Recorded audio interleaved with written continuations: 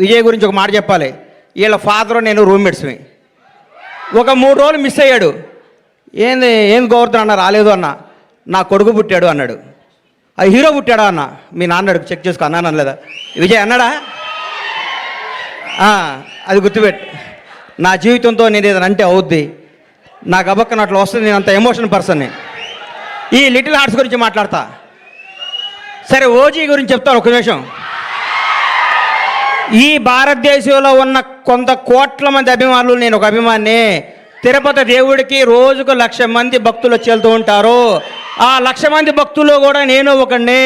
నేను ఒక్కడనే భక్తుడిని కాదు, నాలాంటి కోట్ల మంది భక్తుల్లో నేను ఒకడిని. మీలాగా నేను పూజిస్తాను, మీలాగా నేను ప్రేమిస్తాను. నేను మీలో ఒకడిని. మీకంటే నాకు ఎక్కువ క్వాలిఫికేషన్ లేదు. ఓజీ బ్లాక్ బాస్టర్ అవ్వాలని మీతో పాటు నేను కోరుకుంటున్నాను. అది తప్పకుండా బ్లాక్ బాస్టర్ అవుద్ది. అంతే. Thank you. ఈ సినిమా గురించి మాట్లాడతాను.